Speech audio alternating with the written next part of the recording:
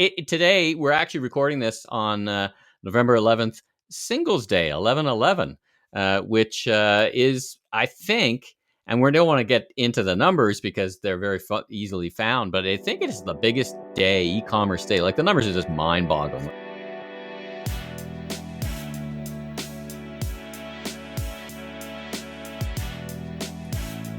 Welcome to the Remarkable Retail Podcast, Season 3, Episode 16. I'm Michael LeBlanc. And I'm Steve Dennis.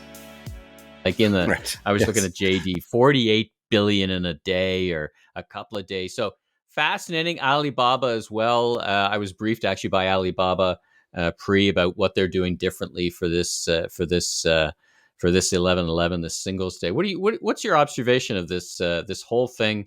This e-commerce thing from China. I mean, China, as I understand it, is closing in on 50% of sales online. So it's really, maybe there's some lessons for us all to learn from that market. Well, absolutely. For years, in fact, I made my first trip to China to take a look at what was going on in retail back in, I think, 2012.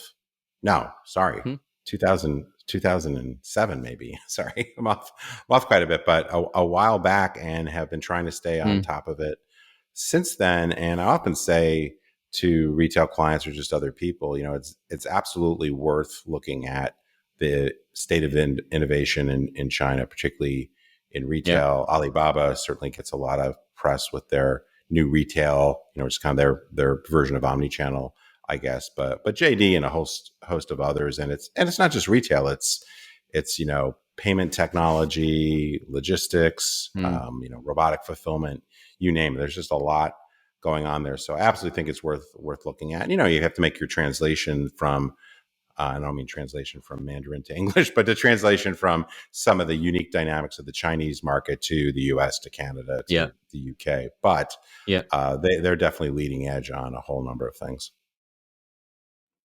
Well, and the news coming out was that, and Alibaba was talking about this, that it can only go up for so long. Now, of course, there's been a big shift thanks to COVID. They were like 30% pre-COVID.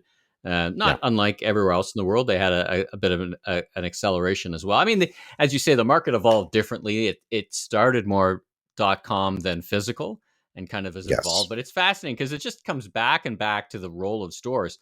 Very important role of stores, and the interplay between, it goes back a couple episodes, right? The interplay between what is e-commerce anyway, when people are walking in a store, free shippo. You and I were talking about free shippo off mic.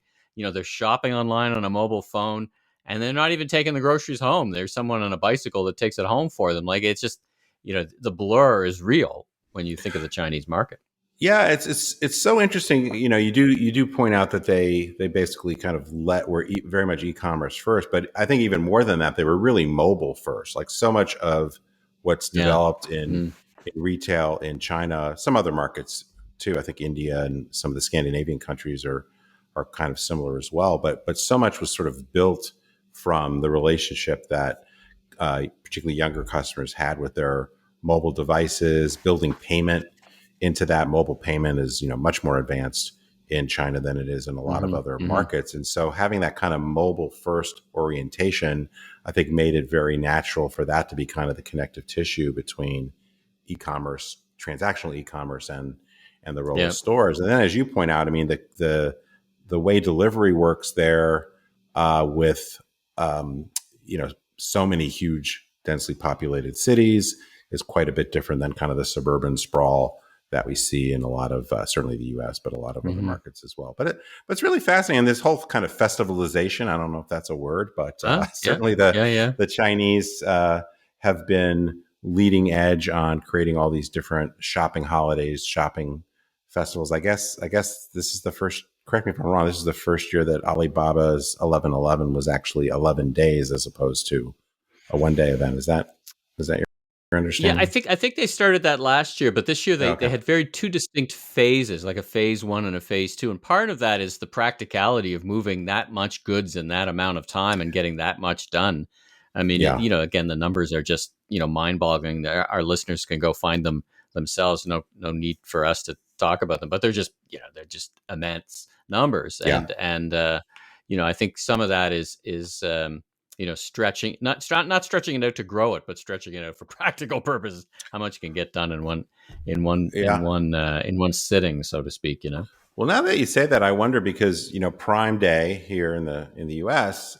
Is not a day; it's been multiple It's now two days. days, right? I That's think right. for yeah, I think for a few years now. So some of that may just be how much you can fit through the Yeah, system, particularly when we've seen this through the big pipeline. Yeah. shift. Yeah, Not unlike Black Friday, Cyber Monday, right? It's now really a weekend event, or even right. stretching farther out. So, I think you're right. They call it festivalization in China, but in we call it the different events that we have here: Black Friday, Christmas in July. Never, as a good retailer, you never miss an opportunity It's, to have an event and build some buzz, put some balloons out, and call it Christmas mm, in July or something, and then you know get some attention and build some excitement.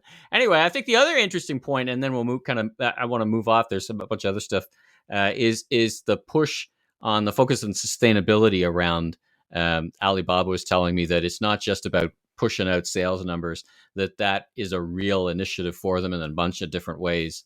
And I found that, of course, mm, very interesting. That the sustainability element, and once it hits critical mass like that, that's going to really change some dynamics. So I think that's an yeah. interesting note for us to call out.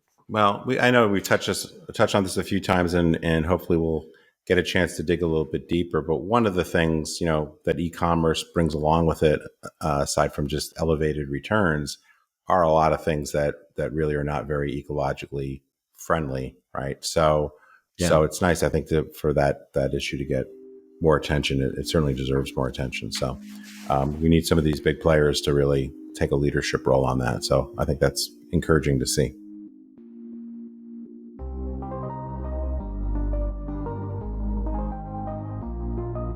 Smash that subscription button so you don't miss a single episode or a single moment of the thought leadership that's coming out from us here. Anyway, well, listen. Without further ado, and there's been much ado.